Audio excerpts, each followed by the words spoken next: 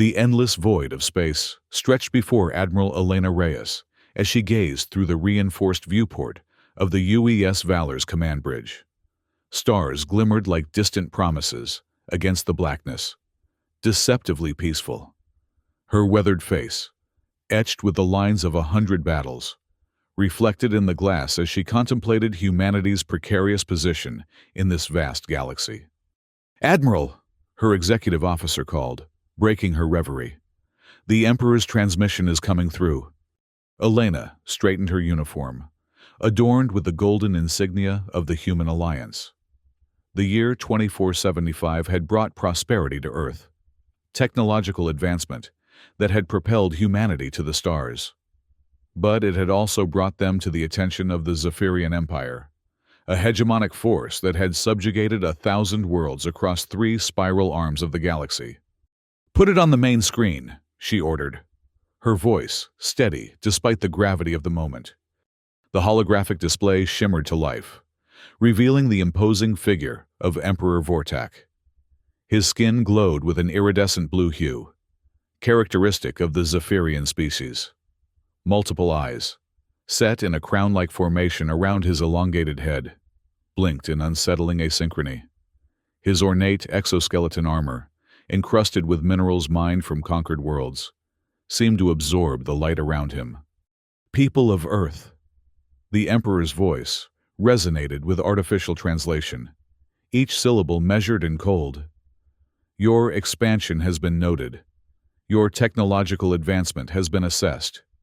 Your military capability has been found wanting." Elena's jaw tightened as she exchanged glances with her officers around the bridge. They all knew what was coming. "The Zephyrian Empire extends its benevolent protection to your world.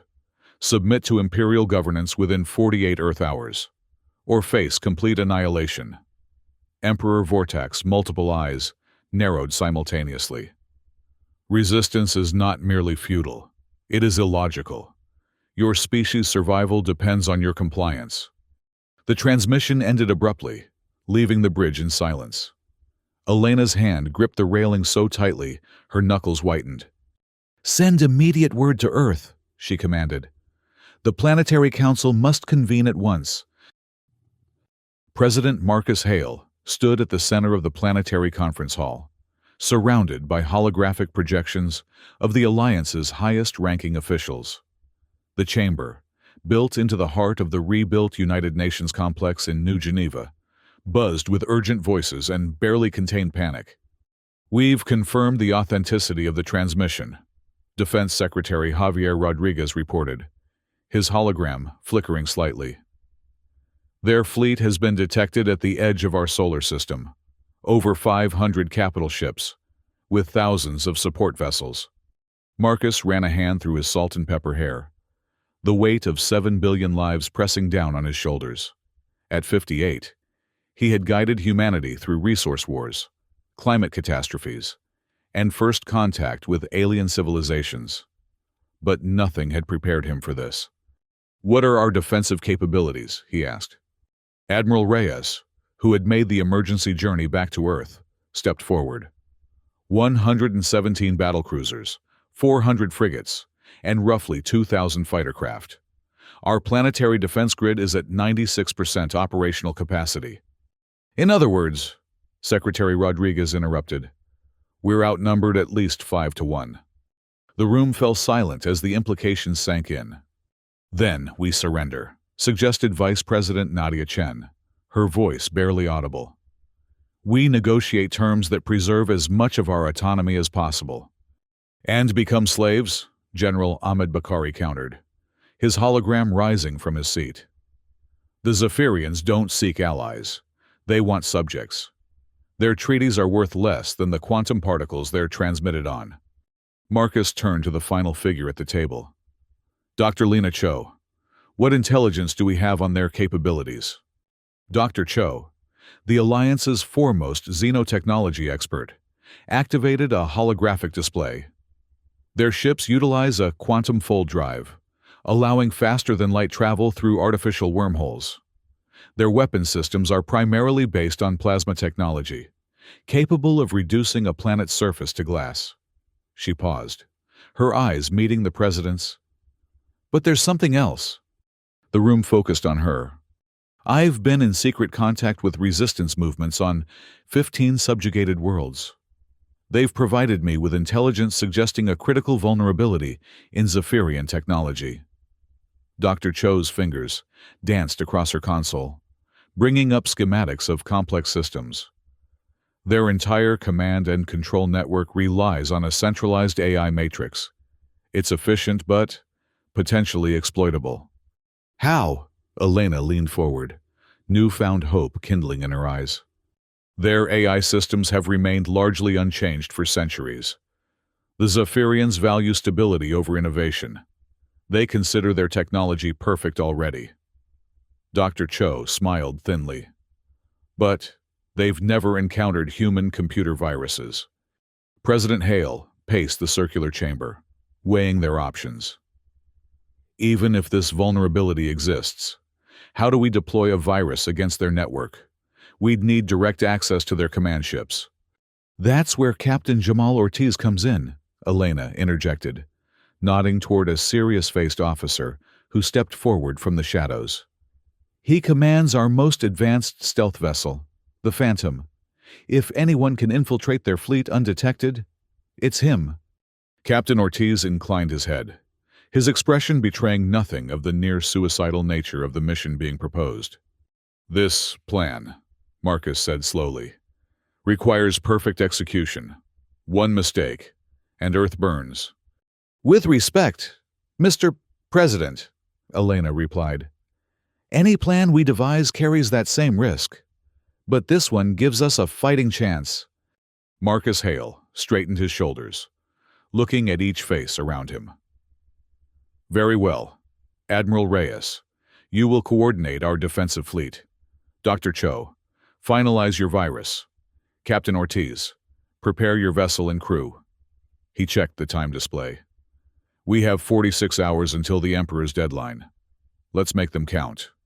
As the council dispersed to their assignments, Marcus called out to Elena, Admiral, a moment.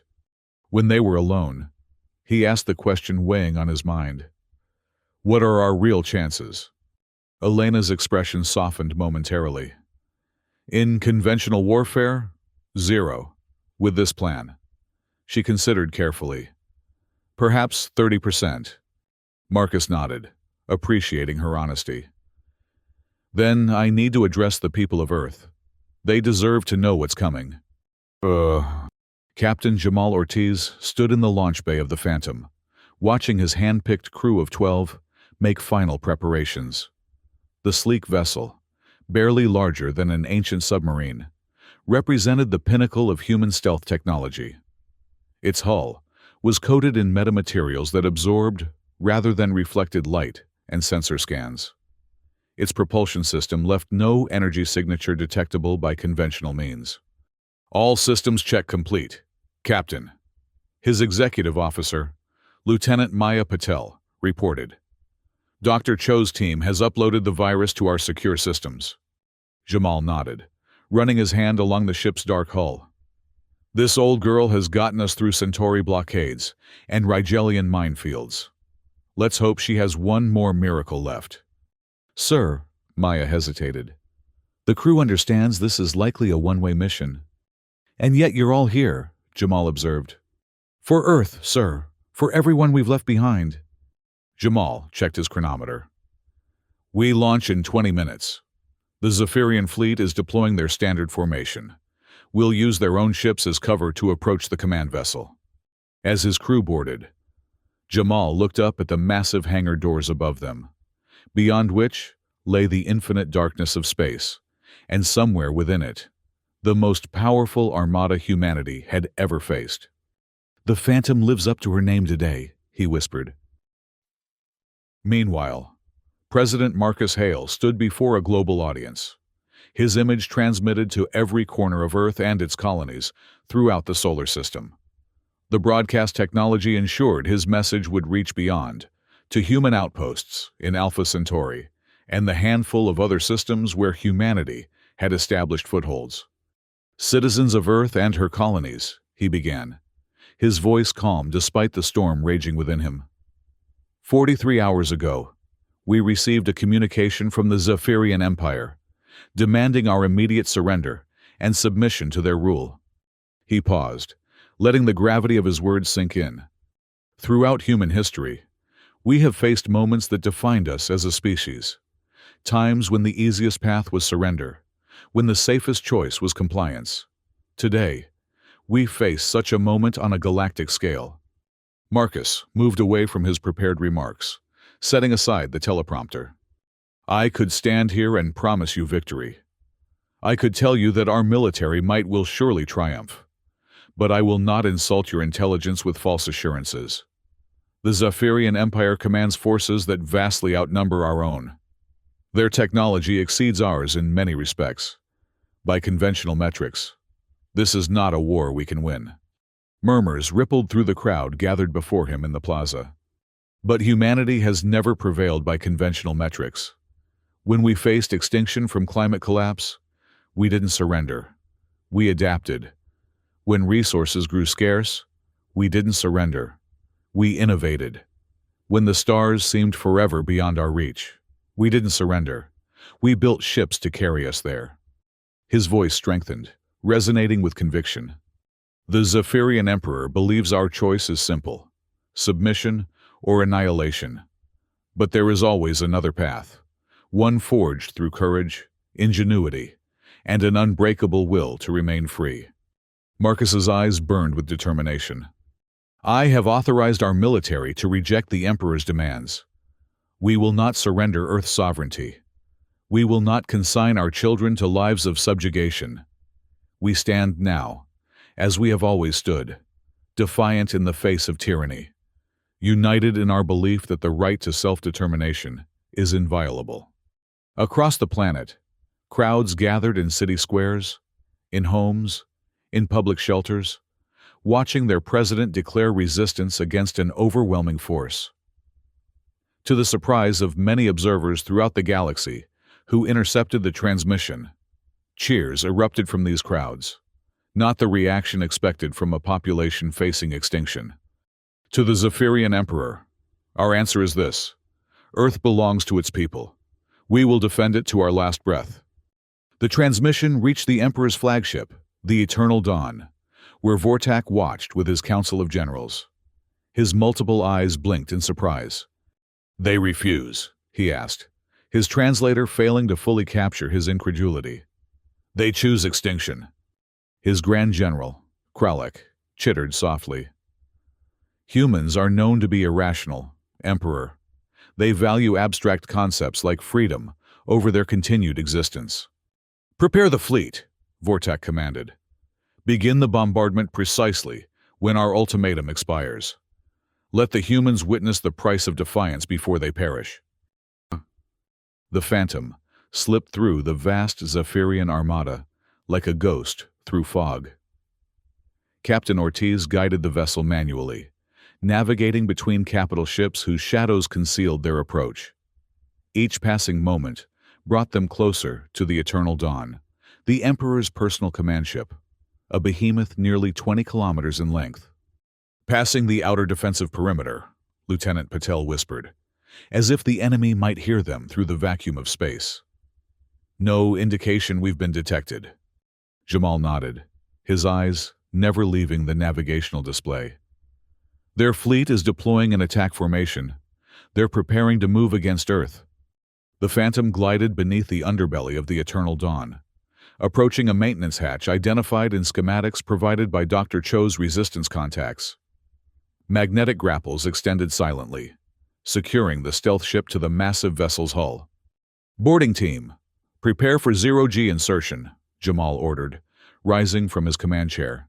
He checked his sidearm, a magnetically accelerated projectile weapon specifically chosen because it would function in vacuum and wouldn't trigger Zephyrian energy detectors. Lieutenant Patel approached. Sir, protocol dictates you remain with the ship. Protocol also dictates we surrender to superior forces. Lieutenant, he replied with a grim smile. Today, we're rewriting the rulebook. The boarding team, clad in stealth-configured exosuits, gathered at the airlock, Jamal addressed them one final time. Our mission is simple. Reach the central command node, upload Dr. Cho's virus, and extract if possible. He looked at each face in turn. For those of us who don't return, know that Earth will remember. The airlock cycled open, and they slipped into the belly of the beast. Back on Earth, Admiral Elena Reyes stood on the bridge of humanity's flagship, the UES Valor, coordinating the defensive fleet now assembled in Earth orbit. 117 battlecruisers formed a protective sphere around the planet, supported by hundreds of smaller vessels. "Status report," she demanded, her eyes tracking the holographic representation of both fleets. Zephyrian vessels advancing in standard conquest formation, her tactical officer reported. Estimated time to optimal firing range, 17 minutes. Elena studied the enemy formation, recognizing the arrogance in their approach. They expected no meaningful resistance, merely a slaughter. "Signal the fleet," she ordered. "Execute Operation Shockwave." Throughout the human armada, engineers diverted power from non-essential systems to their ship's gravitational wave generators, technology originally designed for faster-than-light communication. Modified, according to Dr. Cho's specifications, these generators now served a different purpose. The Zephyrian fleet continued its inexorable advance, weapon systems charging when the first gravitational pulse hit them. The precisely calibrated wave distorted space-time in a localized field, throwing their formation into disarray as ships suddenly found themselves pulled together by artificial gravitational forces. "Multiple collisions in the enemy vanguard," the tactical officer reported, unable to keep the surprise from his voice. "Their shields are holding, but their formation is breaking down." "Launch fighter squadrons," Elena commanded. "Target pattern Alpha. Focus on their sensor arrays." 1,000 human fighters streaked from their carrier vessels, exploiting the confusion in the Zephyrian ranks to deliver pinpoint strikes against vulnerable systems. These weren't attacks meant to destroy the massive capital ships, but to blind them temporarily. On the Eternal Dawn, Emperor Vortak raged at his commanders. "How are they generating these gravitational anomalies? This technology is beyond their development stage." "Unknown, Emperor," his science officer replied, mandibles clicking nervously. "The human vessels appear to have modified their communication systems to—" "I don't want explanations. I want results," Vortak roared. "Deploy the secondary fleet. Encircle their formation." As he issued commands, the Emperor remained unaware of the infiltration team moving through the maintenance corridors of his own flagship, drawing ever closer to the central command node. Captain Ortiz led his team through the labyrinthine interior of the Eternal Dawn, guided by schematics that proved remarkably accurate. The Zephyrian crew, focused on the impending battle, paid little attention to the seldom-used maintenance tunnels.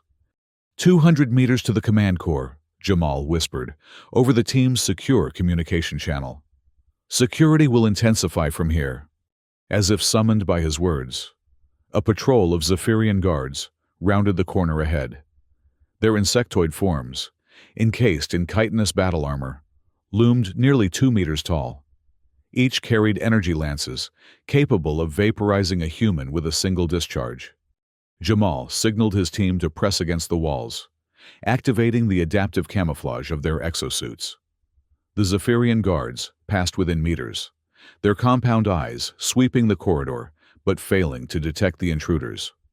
When they had passed, the team continued forward, eventually reaching a sealed doorway marked with Imperial symbols. "This is it," Jamal confirmed, examining the security panel. "Lieutenant Wei, you're up." A specialist in xenotechnology, Lieutenant Sarah Wei connected a human interface device to the alien control panel. "Their security architecture is complex but predictable," she murmured as her fingers danced across her portable terminal. "Almost. There." The door slid open silently, revealing a vast chamber dominated by a crystalline structure that pulsed with energy, the physical manifestation of the Zephyrian Command AI. 30 seconds to upload the virus, Lieutenant Wei announced as she approached the interface terminal. Cover me. Jamal and the rest of the team formed a defensive perimeter, weapons ready. For several tense moments, the only sound was Wei's fingers on her terminal. Upload complete, she finally announced. The virus is deploying. The crystalline structure's pulsing rhythm faltered, then began to accelerate erratically. Throughout the massive ship, systems began to flicker and fail as the virus spread through the command network. Mission accomplished, Jamal declared. Now comes the hard part, getting out alive. But as they turned to leave, a squad of Zephyrian guards burst through the doorway, energy lances raised. Go! Jamal shouted to his team as he and two others laid down covering fire. Get back to the ship! That's an order! Lieutenant Wei hesitated for only a moment before leading the remaining team members toward an alternative exit. Jamal watched them go, then turned to face the advancing guards, knowing that his final mission would end here, in the heart of the enemy ship. For Earth, he whispered as he charged forward. On the bridge of the Valor, Admiral Reyes watched as chaos spread through the Zephyrian fleet. Ship after ship reported systems failures, weapons powering down, shields collapsing. Captain Ortiz succeeded, she breathed, allowing herself a moment of hope. The virus is working, but victory was far from assured. Even with their command systems compromised, the Zephyrian vessels remained formidable, and they outnumbered the human fleet significantly. They're regrouping, her tactical officer warned. Switching to manual control systems. Estimated recovery time, 12 minutes. Elena nodded grimly. Then we have 12 minutes to press our advantage. All ships, advance and engage. Focus fire on their flagship. The human fleet surged forward, weapons blazing against enemy vessels struggling to maintain cohesion without their central command network. For the first time in centuries, the mighty Zephyrian armada found itself on the defensive. Aboard the Eternal Dawn, Emperor Vortak watched in disbelief as his fleet faltered. How is this possible? He demanded. These primitives cannot defeat the Empire. Emperor, his security chief interrupted urgently. We've detected intruders in the command core. They've infected our systems with some kind of viral code. Vortak's eyes narrowed in fury. Isolate the command systems. Purge the infection. We're attempting to... Emperor. But the virus is unlike anything in our records. It adapts faster than our countermeasures. A massive impact rocked the flagship as human vessels concentrated their fire on the Eternal Dawn's compromised shields. Emperor, his Grand General advised. We must withdraw and regroup. This battle has become unpredictable. Vortak hissed in rage, but recognized the wisdom in the recommendation. Order the fleet to create a defensive formation. We will retreat to the heliopause and summon reinforcements. As the command went out, another impact shook the massive vessel, more violent than before. Our main engines are failing, the helmsman reported. The virus has compromised propulsion systems. For the first time in his long reign, Emperor Vortak felt something akin to fear. Lieutenant Wei and the surviving members of the infiltration team fought their way back to the Phantom, leaving a trail of disabled security systems and confused Zephyrian guards in their wake. When they finally reached the ship, Lieutenant Patel was waiting at the airlock. "Where's the captain?" she demanded, already suspecting the answer from their reduced numbers. "He stayed behind," Lieutenant Wei replied, her voice tight with emotion. "He gave us the time we needed to escape." Patel's expression hardened. "Then we make sure his sacrifice wasn't in vain. Prepare for emergency departure." The Phantom detached from the Eternal Dawn's hull, just as the human fleet's concentrated barrage breached the flagship's outer defenses. Explosions bloomed across the massive vessel's surface as the stealth ship slipped away, unnoticed in the chaos of battle. President Marcus Hale stood in the Planetary Defense Center, surrounded by holographic displays showing the battle unfolding in Earth orbit. When word came of the virus's successful deployment, A cautious cheer went up from the assembled staff. "It's working," Defense Secretary Rodriguez confirmed. "The Zephyrian fleet is in disarray." Marcus nodded, but his expression remained grave. "And Captain Ortiz?" Rodriguez shook his head slightly. "The Phantom has returned with most of the infiltration team, but Captain Ortiz remained behind to ensure the mission's success." The president closed his eyes briefly, adding another name to the mental list of those who had given everything for Earth's freedom. "When this is over, we will honor him as he deserves." A communications officer approached urgently. "Mr. President, we're receiving a direct transmission from the Zephyrian flagship. Emperor Vortak is requesting to speak with you personally." Surprise rippled through the command center. Marcus straightened his jacket and nodded. "Put him through." The holographic display shifted to show Emperor Vortak, his imperial composure noticeably shaken. Behind him, the bridge of the Eternal Dawn was filled with smoke and flashing emergency lights. "President Hale," the Emperor began, his translator struggling to filter the anger from his voice. "Your deception will not save you. Even now, I have summoned 5,000 additional warships from the core systems. This temporary advantage you have gained will mean nothing when they arrive." Marcus met the alien ruler's gaze steadily. "Perhaps, but today has proven that the Zephyrian Empire is not invincible. How many of your subject worlds are watching this battle? Emperor, how many are seeing, for the first time, that resistance is possible?" Vortak's multiple eyes blinked rapidly in agitation. "You speak of resistance. You have merely delayed the inevitable. Your world will burn. Your species will be erased from galactic memory." "No," Marcus replied calmly. "What happens next is not extinction, Emperor. It's negotiation. The Empire does not negotiate with inferiors. Then the Empire will continue to face resistance, not just from Earth, but from every world that yearns for freedom." Marcus leaned forward. "Our intelligence suggests that 15 of your subject worlds are already in open rebellion, coordinating their efforts with our own. How many more will join when news of today's battle spreads?" The Emperor's mandibles clicked furiously as he realized the full extent of the human strategy. This wasn't merely a desperate last stand. It was the spark of a galaxy-wide uprising. "What do you propose?" Vortak finally asked, his voice subdued. "Withdrawal of all Zephyrian forces from the Sol system, recognition of Earth's sovereignty, and that of any world that chooses independence. The beginning of diplomatic relations based on mutual respect, not domination." "You demand much for a species that still barely understands interstellar travel." "We understand freedom, Emperor, and we're willing to die for it, as we've demonstrated today." Marcus's voice hardened. "Those are our terms." The transmission ended abruptly as another explosion rocked the Zephyrian flagship. "They're retreating," announced the tactical officer, disbelief evident in his voice. "The entire Zephyrian fleet is withdrawing from Earth orbit." A moment of stunned silence fell over the command center, broken, finally, by a single voice starting to cheer.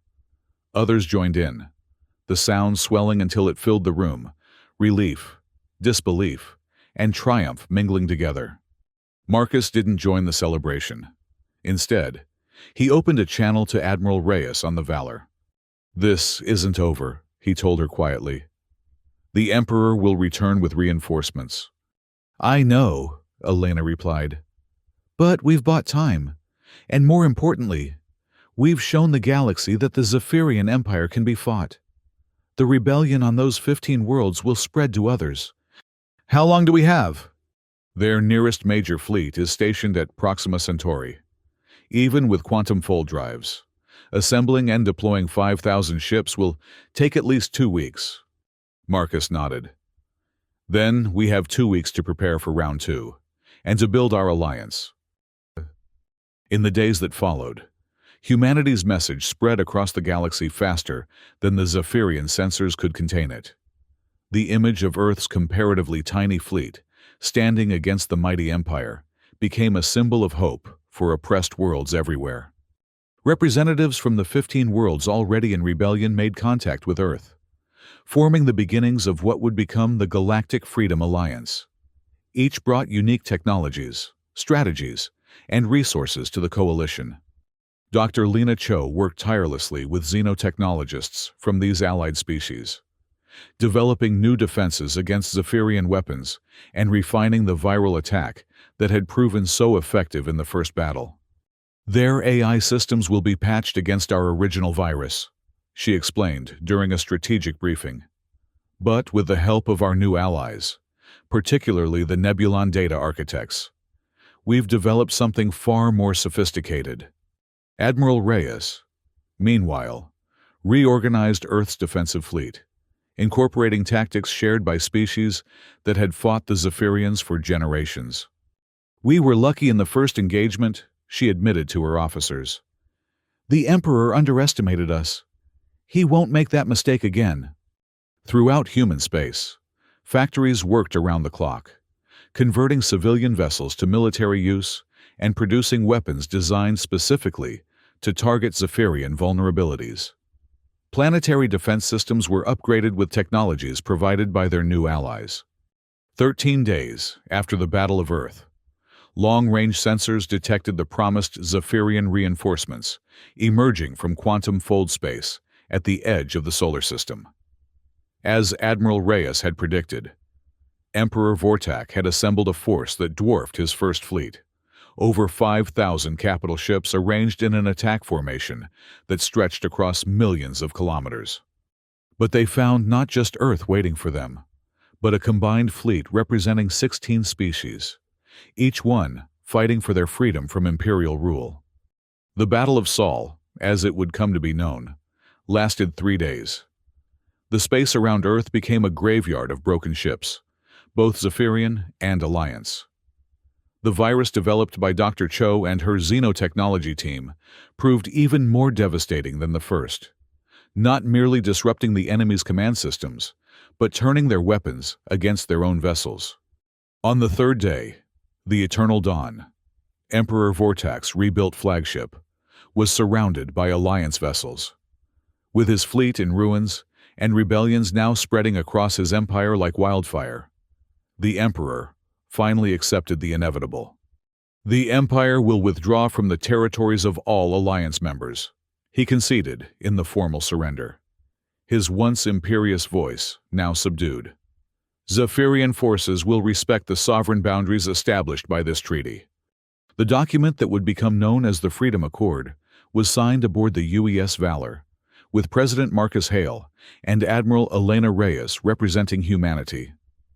Representatives from 15 other species added their signatures or equivalent marks, creating the foundation for a new galactic order, one based not on domination, but cooperation. As the ceremony concluded, Marcus approached Elena, who stood gazing out at Earth through the viewport. "We lost many good people," he said quietly. Elena nodded, thinking of Captain Ortiz and countless others who had given their lives. "They died for something worth dying for." "Freedom," Marcus agreed. "Not just freedom," Elena corrected him. "The right to determine our own destiny. That's what the Emperor never understood, and what finally defeated him." Beyond the viewport, Earth rotated serenely against the backdrop of stars, its blue oceans and white clouds untouched by the war that had raged in orbit. In cities across the planet, people celebrated not just survival, but a new beginning, humanity's emergence onto the galactic stage, not as conquerors or subjects, but as architects of a more just order.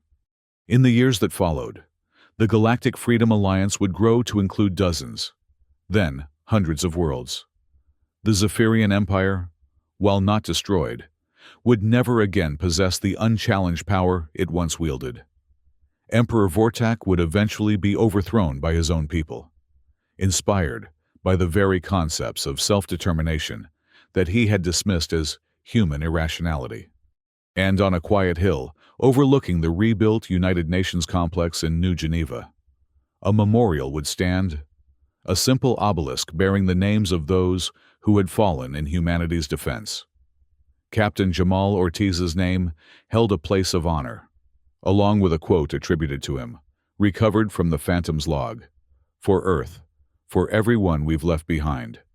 Visitors to the memorial would often find Admiral Elena Reyes there, in the years after the war, standing in silent tribute to the friends she had lost and the future they had secured.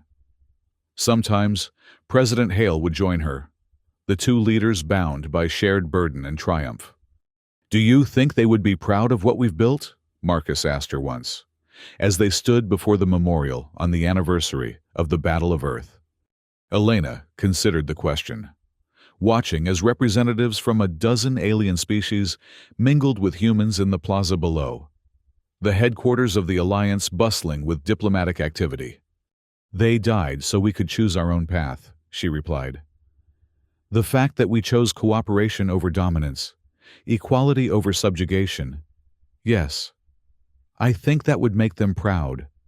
In the night sky above them, stars twinkled, no longer distant and unreachable, but connected by the bonds of an alliance that had begun with humanity's simple, shocking answer to an emperor's demand. "The right to self-determination is inviolable,"